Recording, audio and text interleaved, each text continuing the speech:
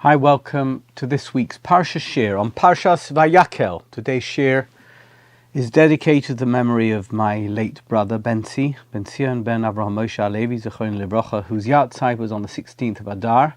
It's been 17 years since he died, far too young, I have to say. He was just 45. He achieved so much, and I miss him very much. His neshama should have an aliyah. We should be zochet zi tchias hamesim.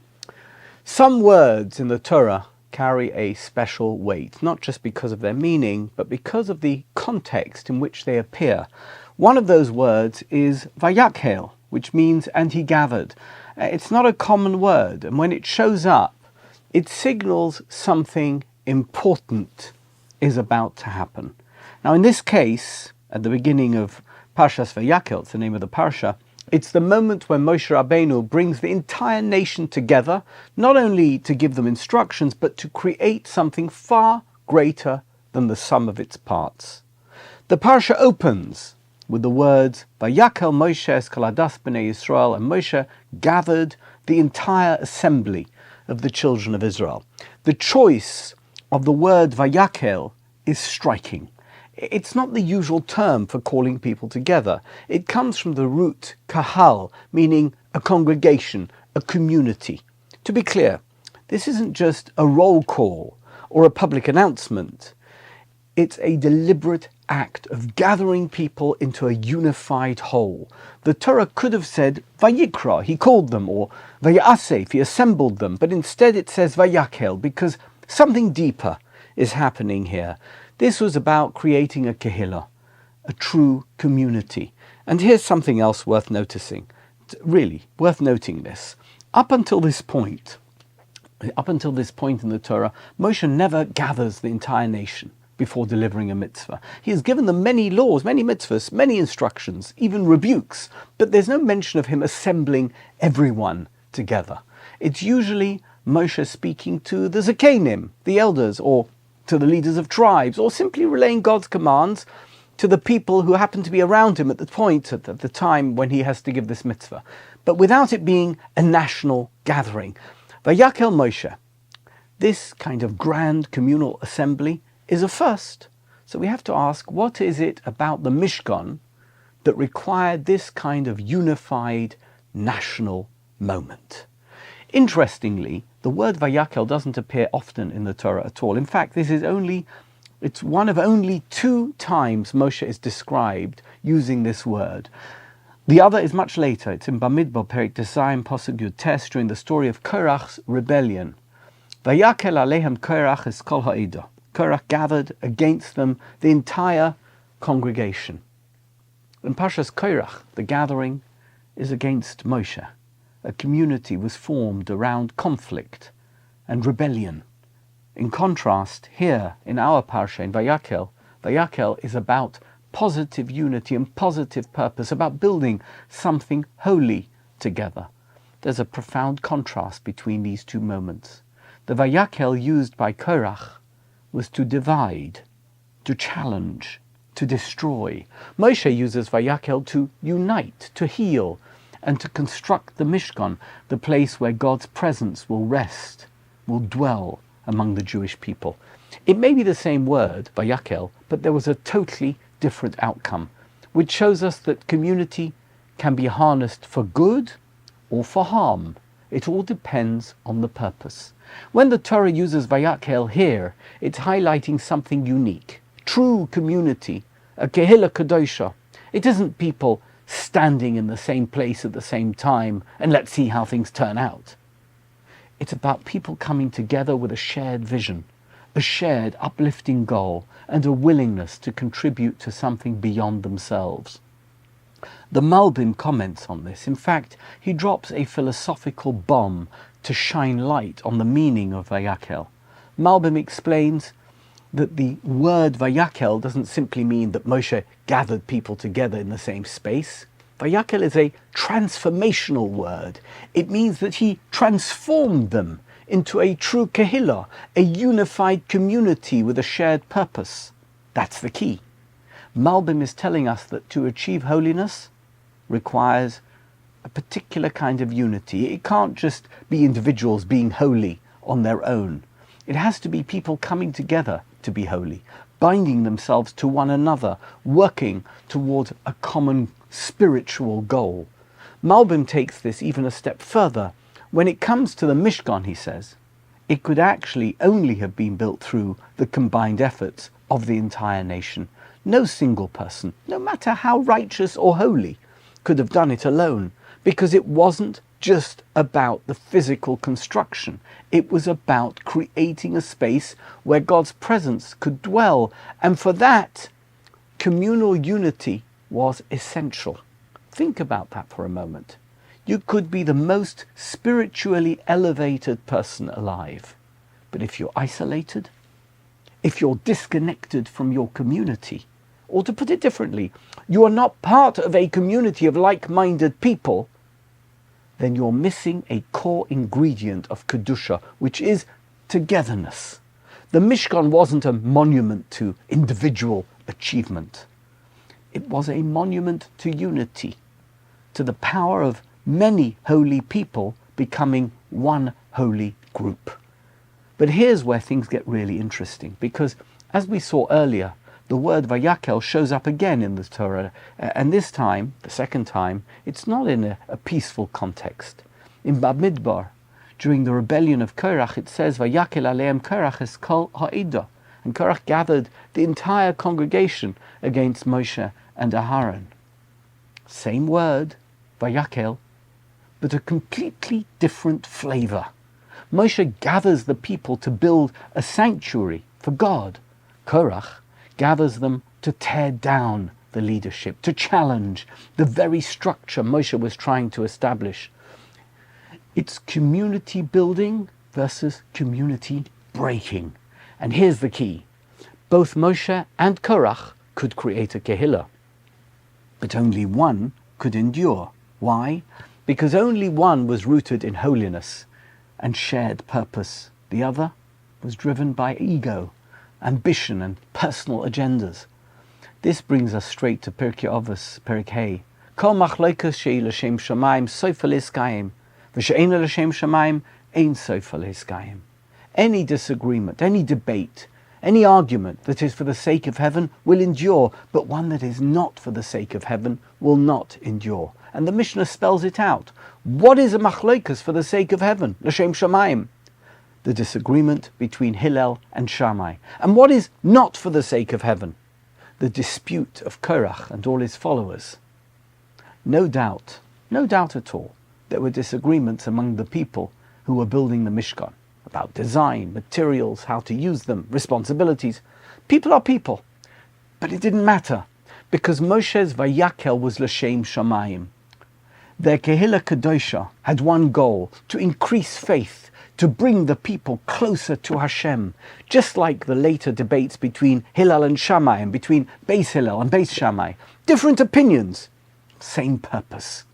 But Korach's Vayakhel was about power, position, and personal gain. He didn't unite the people, he weaponized them. He took the power of community and used it to divide, to undermine, to destabilize. And as the Torah makes clear, only one of those gatherings stood the test of time. The message? A community is only as strong as the purpose that unites it. If that purpose is pure, if it's l'shem shamayim, the community becomes a source of holiness, strength and blessing. But if it's driven by self-interest, it may make noise, it may seem powerful for a moment, but ultimately it crumbles. Rav Shamshon Raphael Hirsch takes this idea even further. He says that societies can't survive, let alone thrive, on economics, on politics, or culture. If only those things, it won't work. Those things matter, of course, but they're not what hold a people together. What truly binds a society is a shared spiritual core, a sense of meaning and purpose that transcends the everyday. In Rav Hirsch's view, the Mishkan wasn't merely a portable temple. In other words, a religious structure for ritual. It was the national center of identity and destiny. It symbolized that everything in life, from the most mundane to the most elevated, must revolve around God's presence. He compares it to a wheel. What holds the wheel together? The hub at the center of the wheel. The Mishkan was that hub. The people, united in purpose, were the spokes. Without the hub, those spokes are just disconnected pieces of wood or metal spikes. No cohesion, no direction, no life. And by the way, this wasn't just a theoretical idea for Rav Hirsch. It was his life's mission. When he became the rabbi of the Orthodox community in Frankfurt in 1851, he insisted on creating a Kehillah Kadosha, a holy community, entirely independent of the rapidly growing reform movement. His position was clear. A community is only holy when it is united around Torah and mitzvahs. If you bring incompatible ideologies into that circle, into that wheel, ideologies that reject core tenets of Torah, then the hub is no longer the Mishkan. It's something else. And once the hub is gone, it's not the right thing, the spokes fall apart. Rav Hirsch believed that true unity doesn't come from compromise or trying to hold opposing ideas together in one community. It comes from shared values and shared commitment to God's word. That's why he refused to be a part of a general community that included reform practices, not out of divisiveness, but out of fidelity to the idea of a true Kehillah Kadosha. Just like Moshe's Vayakhel, the gathering around the Mishkan was about creating unity through holiness. Rav Hirsch's community in Frankfurt was a modern echo of that same principle. Now, here is where it gets interesting and modern, because social science actually backs this up. It turns out this ancient Torah idea of Vayakhel, bringing people together around a shared purpose, has been studied, it's been measured, it's been confirmed by modern researchers. Take the Grant study at Harvard, one of the longest running studies in history. It began in 1938, tracking the lives of 268 Harvard sophomores, including future President John F. Kennedy, all the way through their old age, however long they lived. The researchers wanted to know what makes for a good life. What leads to happiness? What leads to fulfillment, to success? Now, they tracked everything: income, job titles, cholesterol, exercise habits, even drinking and smoking. But after decades of data, do you know what they found was the most consistent predictor of happiness and health, even longevity? Relationships. Not money, not fame, not career, milestones. The key to a meaningful life was community, close, connected relationships and a sense of belonging. One of the study directors, Dr. Robert Waldinger, summed it up like this. These were his words. The clearest message we get from this 80-year-old study is this: good relationships keep us happier and healthier, period. There's a charming little moment in the study that drives this home. One of the participants, a successful businessman, was interviewed in his 80s and asked what he thought about the study's conclusion. He said, "I spent my whole life climbing the ladder, and now I realize it was leaning against the wrong wall." He meant that while he was chasing status and money, what really mattered, what really lasted, were the people he had gathered around him, his Vayakhel, his community, not his material achievements. That's what gave him his life meaning. And that's exactly the point. The Torah isn't just giving us religious poetry. It's giving us a blueprint for a meaningful life. Vayakhel shouldn't be seen as a random moment in Jewish history. It's a key moment containing a key message for how we should live today. When we connect with others, when we form communities with purpose, with positive purpose, we don't just build a Mishkan, we build everything that Hashem put us on this world to do. And here's another amazing study. At Stanford University, psychologist Gregory Walton conducted a fascinating investigation on how Simply feeling connected to others can boost a person's performance and resilience. He took two groups of students and gave them a very difficult puzzle to solve. One group was told they were working alone. The other group was told they were part of a team, a larger team, even though in reality they were just working independently, just like the first group. The only difference between the two groups was the sense of belonging to a group. The result of the study was amazing. The team group persisted 50% longer in the tasks they were set. They solved more puzzles and they reported feeling more motivated and less tired. Why? Because when people feel connected, they function better, mentally, emotionally, even physically. Just the sense of being part of something bigger gave them strength. Walton called it the belonging effect, and it's been shown to improve learning, reduce stress, and increase success, all by triggering that innate human need for connection and community. Isn't this exactly what the Torah is showing us with Vayakhel? That bringing people together with purpose doesn't just build structures, it builds people. It elevates them. It strengthens them. It helps them reach heights they could never reach alone. And here's the beauty. These studies, with all their data and graphs and metrics, are really just modern echoes of an ancient truth. Moshe knew this. Malbim knew this. Rav Hirsch literally lived this. The Mishkan wasn't meant to be a divine dwelling. It was meant to be a catalyst for community, a national project where everyone, rich or poor, man or woman, leader or laborer, could contribute, could belong, and could become part of something sacred.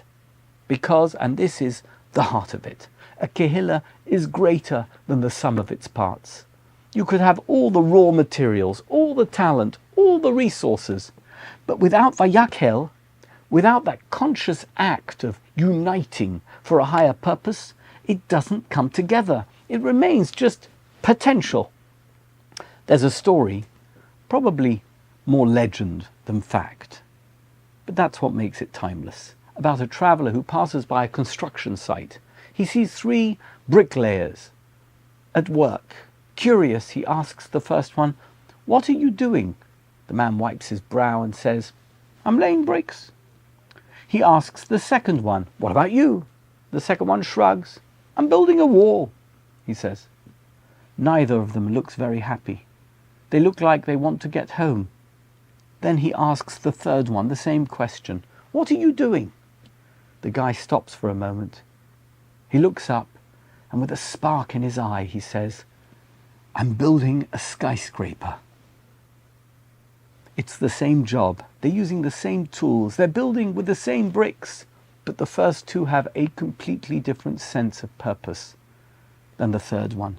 That third worker understood that his small role was part of something much bigger. He saw the kehillah, the greater goal, and it changed the way he worked, the way he thought, the way he lived. That's Vayakhel. That's what the Torah is teaching us. When we gather around a shared mission, when we build together with unity and holiness, we don't just construct buildings or projects, we construct ourselves. And here's the clincher, the emotional heart of it all. The Medrash Tanchuma tells us that Moshe didn't gather the people right away. He waited. He waited until after Yom Kippur, after that monumental day of forgiveness and reconciliation.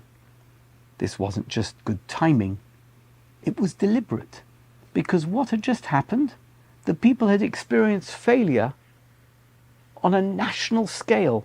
The Egel Hazov, the golden calf. They had shattered their covenant with God. They were ashamed, fragmented, and they were spiritually adrift. You could imagine them thinking, "We blew it. How can we ever come back from this?" And then Moshe gathers them, Vayakhel, not to lecture, not to scold, but to rebuild, to say, you're still part of this grand project called the Jewish people. You still belong. Let's take this brokenness and turn it into something beautiful. Vayakhel wasn't about logistics. It was about healing. It was restoration. It was repair. And maybe more than anything, it was a message of hope that no matter how far you fall, you can always return to community and through that, return to God. And here's where it gets real. When Moshe gathered the people, it wasn't just the leaders or the men or the young and strong. It was Kol Adas B'nai Yisrael, everyone. Real community in the Torah and in life is never just one segment. It's not just a guys' club or a ladies' circle. It's not a youth group or a seniors event. It's everyone, men and women, young and old, leaders and followers, each bringing their unique piece, their individual strength into the mix. Because true unity doesn't mean uniformity. It means diversity with purpose. It means everyone contributing something only they can bring. And that's exactly what happened with the Mishkan. Everyone played a role. And as we're about to see, some of the most crucial contributions came from the women, who, in many ways, led the way in turning failure after the Egel, the golden calf, into renewal. It's something you don't often see in the ancient world. Women front and center in a national spiritual project. But in the building of the Mishkan, that's exactly what happens. The Torah goes out of its way to emphasize the active, enthusiastic and generous role of women. They weren't just tagging along, they were leading the charge. The Pasuk says, Vayavoyu ha'anoshim al hanoshim, kol nediv lev heviu. And the men came along with the women. All who were generous of heart brought offerings. Now, at first glance, that's just a description. Men and women showed up. Great. But Rashi, being Rashi, notices something subtle. Rashi points out that the women actually got there first. The verse says the men came with the women, which implies al hanoshim, which implies that the women were already there, ready to give. In other words, the women were the first responders to Moshe's call. And they weren't just bringing any old items. They brought jewelry, personal, valuable, sentimental objects. Think about that. These were the same types of items that had been used for the Egel Hazor, for the golden calf. Gold rings, earrings, necklaces. And now, the women were saying, we're going to take the very things that were used for sin, and we're going to transform them into holiness. That's not generosity. That's leadership. That's spiritual vision. And remember, the women didn't participate in the golden calf. According to the Medrash and many commentators, they refused to donate their jewelry for the idol. So now, when it came time to build the Mishkan, the very thing that would bring God's presence back into the camp, they were the first in line. Not because they had to make up for anything, but because they were determined to lead the way back to God. The Medrash Tanchuma really leans into this point.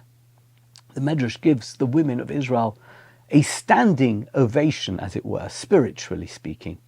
It praises them not just for what they did during the Mishkan project, but for what they didn't do during the golden calf disaster. Here's what the Medrash says. When the men came around collecting gold to make the calf, the women refused to hand over their jewelry. They said, no way, we're not taking any part in this. And that's a big deal. Because remember, the golden calf wasn't just a little lapse in judgment. It was a national crisis, a betrayal of everything they had just experienced at Mount Sinai. And yet the women stood their ground.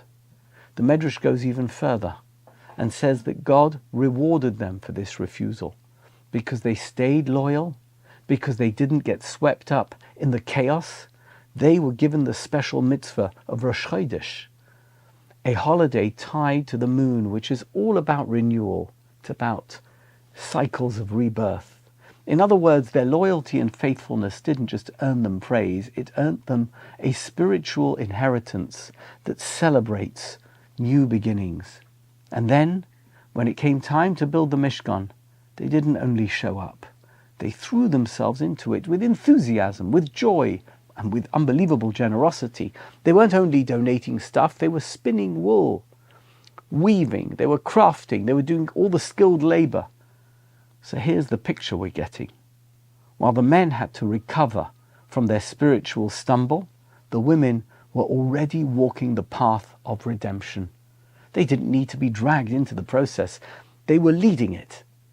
They saw the Mishkan as an opportunity to restore God's presence, and they weren't going to let it pass them by. And the Malbim, as always, brings a laser focus to the text and adds a layer of meaning that you don't want to miss. He points out something powerful. The Pasuk says, Vayavoyu hanoshim al hanoshim, kol nedivlev heviu chach, benezem, tabas, kumaz. And the men came with the women, all whose hearts moved them, brought bracelets, nose rings, rings and body ornaments. Now here's the thing, here's where the Malbim zeroes in. These items, bracelets, rings, nose rings, they sound very familiar, right? They're exactly the same kinds of gold jewelry that the people had handed over for the golden calf to be made. Malbim says it's not a coincidence. The Torah is making a point. The very same gold things that had been misused, that had been given over to idolatry, these things were now being redirected towards building the Mishkan. And who led this effort? The women, the Jewish women. Malbim explains that this was tikkun, it was spiritual repair. The women took the instruments of sin and turned them into vessels of holiness. They were reclaiming them, they were elevating them, they were redeeming them. It's the ultimate turnaround story, from the depths of the golden calf to the heights of the Mishkan. And here's a deeper idea.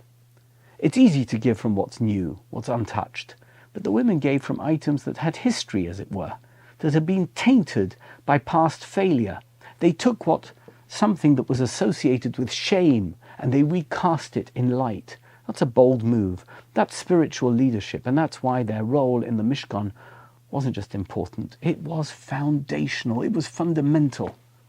Now all of this, the leadership, the vision, the instinct to repair and elevate, it didn't end with the generation of the Mishkan. Every so often in Jewish history, a moment of spiritual crisis arises, and it's the women who step up with clarity, with courage, with commitment. And if you're looking for a modern example of this kind of redemptive leadership, look no further than Sarah Schenirer, the founder of the Beis Yaakov school movement. Picture it, Krakow, Poland, in the early 1900s. It was a time of massive change and also a time of massive confusion. Young Jewish girls raised in traditional homes were suddenly in secular public schools, exposed to modern ideas, to a world that seemed fresh and exciting, but which was actually spiritually empty. The traditional Jewish education system had nothing in place for girls. Boys went to cheder, they went to yeshiva, but girls were expected to somehow absorb Torah values at home. And in many cases, that wasn't happening. As a result, an entire generation of Jewish girls was drifting away, and no one seemed to know what to do. No one, that is, except for Sarah Schenirer, a seamstress with no formal education, no position, no resources. But she had a vision. She saw what was happening, and like the women at the time of the Mishkan, she didn't wait for someone else to act. She didn't just shake her head and say, "Oi, it's a tragedy. What are we going to do?" She took action. She opened a tiny school, just 25 girls in a Krakow apartment, and began teaching Torah, Yiddishkeit, and pride in being a Jewish woman of faith. It sounds small, but it was revolutionary, because what she did was reclaim Jewish identity for those girls, the same way the women in the desert reclaimed gold and turned it into holiness. Sarah Schenirer took a generation at risk and gave them tools for spiritual growth, connection, and strength. And just like the Mishkan wasn't a one-time event, her small classroom wasn't either. Within a few years, her school became a movement, the Beis Yaakov movement, spreading across Poland and well beyond to this day. Thousands of girls were educated, empowered, and brought back into the heart of traditional Jewish life. Like the women of the Mishkan, Sarah Schenirer didn't ask for permission. She didn't wait for approval. She saw a crisis and she led the way. She was the first one there. She led the way to repair. So what do we see from the desert sands of the Mishkan to the community in crisis in Frankfurt to the crowded streets of Krakow?